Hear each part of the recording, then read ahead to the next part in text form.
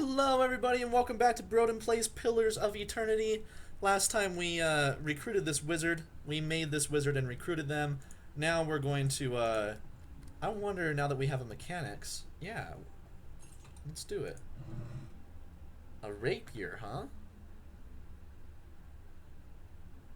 Okay.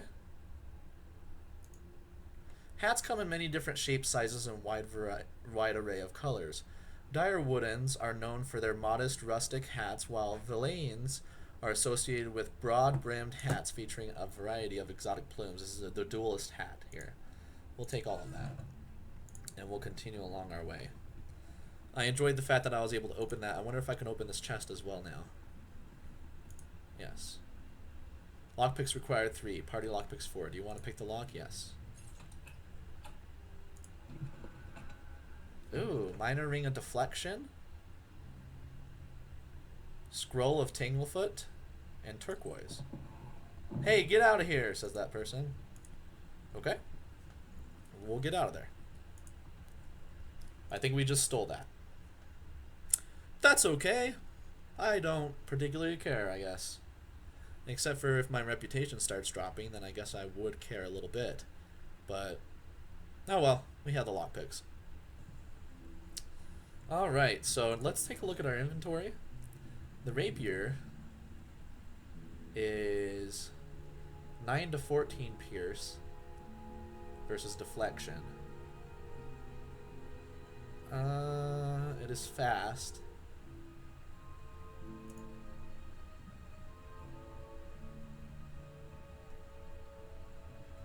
Well, let's try and wear it. And let's see what she has. She has a scepter. Let's also give her that.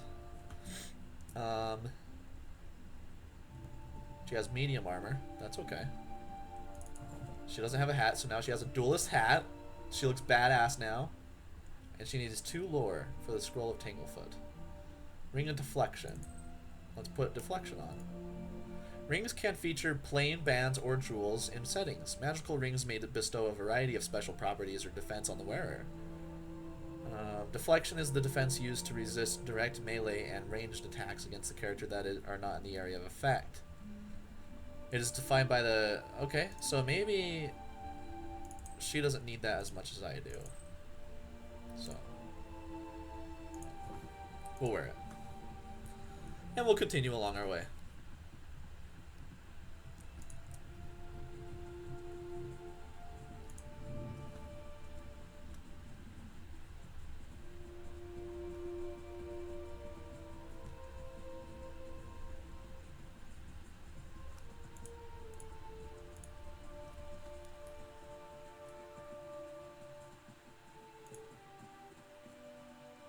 Scattered between the roots are bracelets of twine and bead, wilting flowers and notes half erased by the rains.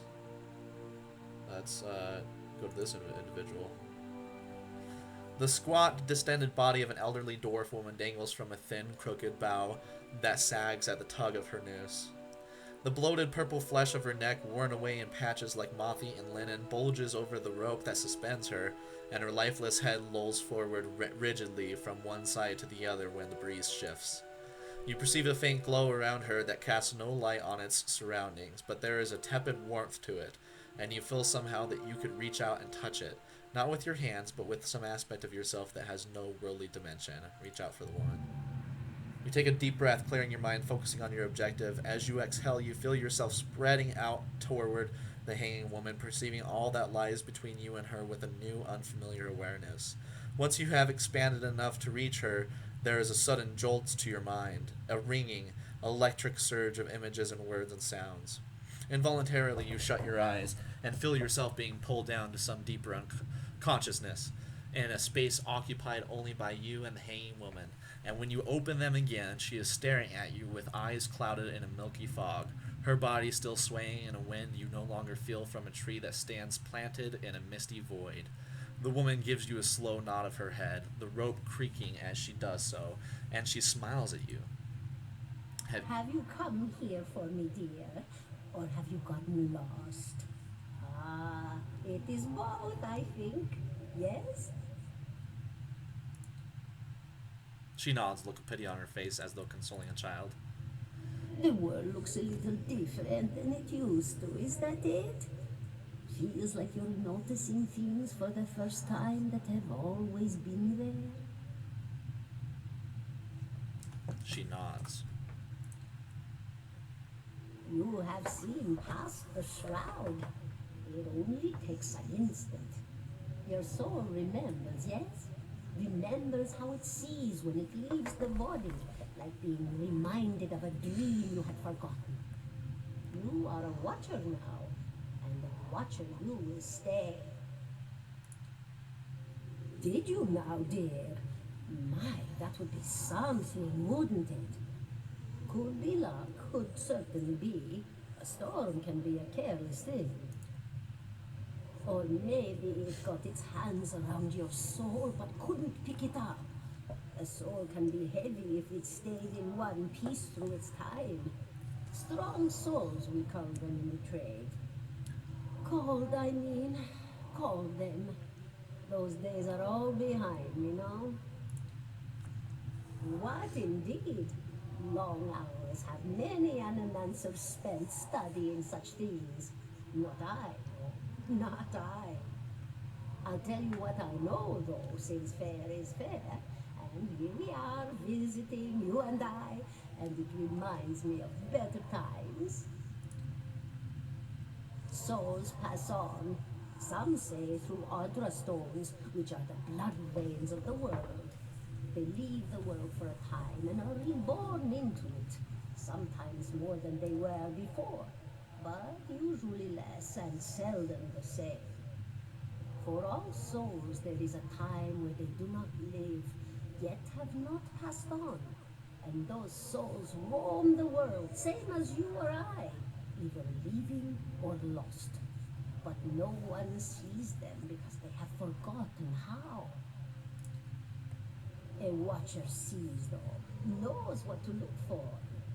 And sometimes they know a person just by looking at them, know where they've been in ages past when their bodies were other bodies. See memories even their owner can't recall.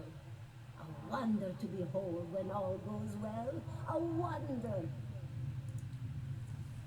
Oh, nothing to be afraid of, I'm sure. It's just much to take in for some. Sometimes there's trouble sleeping or other difficulties. You should see old Merwald. He could tell you much more than I. A watcher just like you. Helped many in his day. Took up in an old keep no one would claim. Not far, not far. Kanua, beyond the Black Meadow. He will welcome the company. Oh, yes, entropy. Rimagan's work. We know little of why or how. We lose pieces of ourselves when we die and pick up pieces of others when we are born again, but less than what we lost. We tried to stop it with the animantic sciences, but with little success. A very small few resist Rimergan's influence and stay together through some force of defiance, at least for a time. But they all succumb eventually, I think. Me? I'll bore you to tears, though. And here I thought you'd come to visit me in particular. Caldara de Baranzi, of Bavarian Royal Academy of Animantic Sciences. Not the greatest of their number, but I came here all the same because this was where help was needed. She laughs, a rasping, choked cackle escaping between rows of buttery yellow teeth, causing her body to bob up and down with each spasm. Seeing your blank expression, she catches herself. Oh, come now, such a question, as though the answer were plain as a rope tied for strangling. Allow an old dwarf her last bit of cheer. Well, I came where I was needed, didn't I? Offered my services to Lord Bradrick for a pittance. A humble pittance. I was to examine the Lord's wife, see why the gods have seen fit to poison her womb.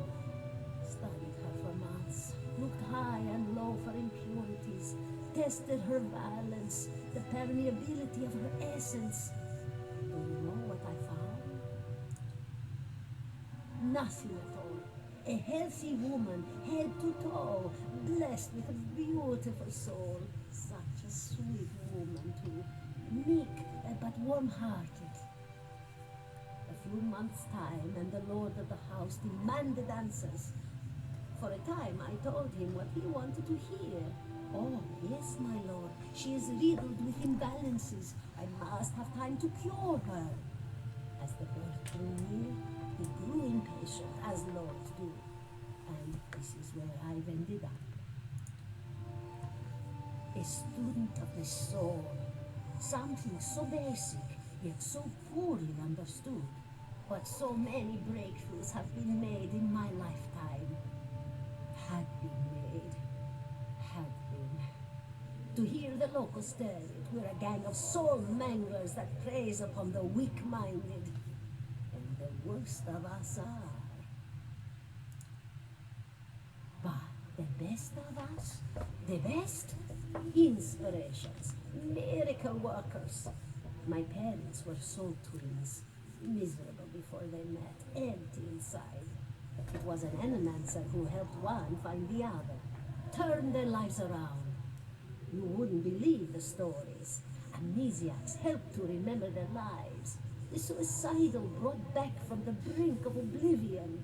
The elderly afforded extra moments to say their goodbyes.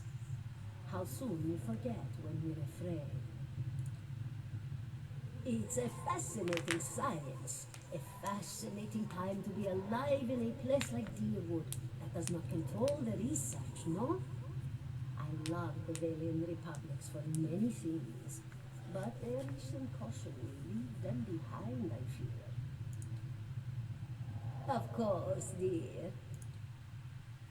Goodbye, my dear. It was lovely visiting. Caldara closes her eyes and her head slumps forward over the noose, and your surroundings seem to bleed into your vision from some unknown place of waiting.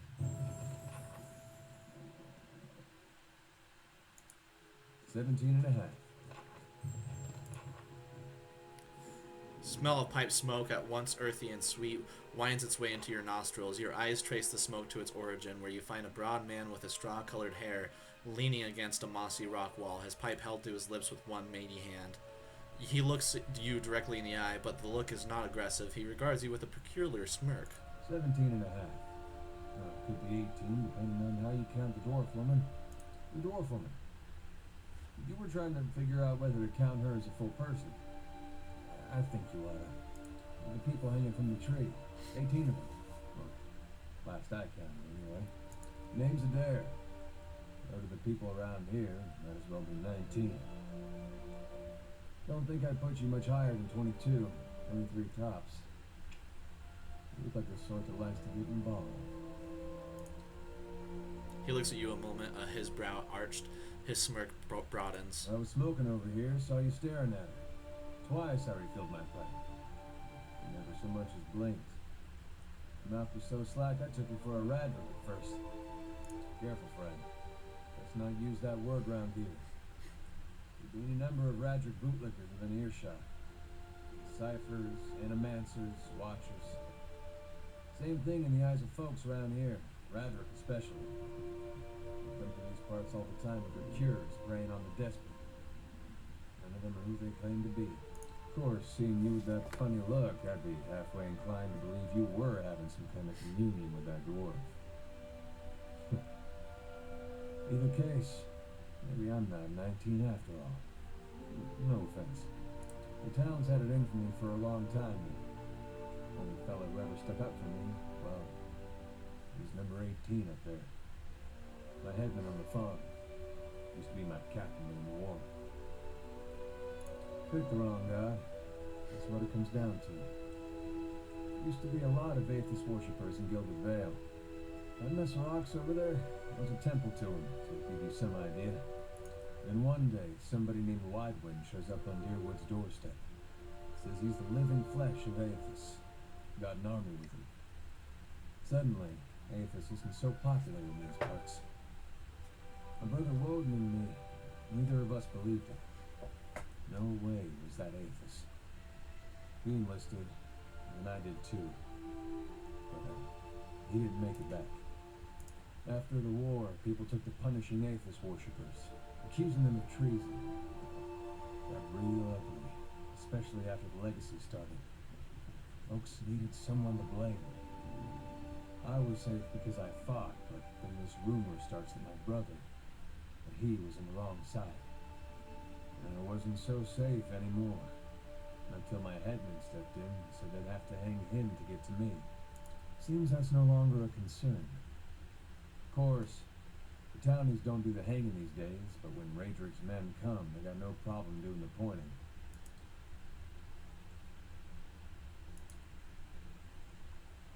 Point of fact, I'm on my way out. Just haven't figured where I'm going yet. Not a whole lot of places out there that don't think Waidwin's legacy started with Waidwin. We can travel together. Where are you headed? Seem to remember hearing something about that years ago. Who tamed that place? People would seek him out for all kinds of things. Troubles of the soul, questions for the departed. Of course, that was back when you didn't have to say Watcher with a hush on your breath. A man such as that, there'd be things I'd want to ask him. Don't know why I never thought of it before. Not sure how I feel about setting out with a stranger, and a strange one at that. But, truth be told, you might be the only one in town who wouldn't feel some relief seeing me swing from that tree. Alright then, guess I'll do some sightseeing. As long as you're not the one picking the sights. Alright, cool. So we got a new gentleman here, which is fantastic. Alright guys, that's going to do it for this particular episode. I want to thank you so much for joining me. Have yourselves a wonderful day, and thanks again.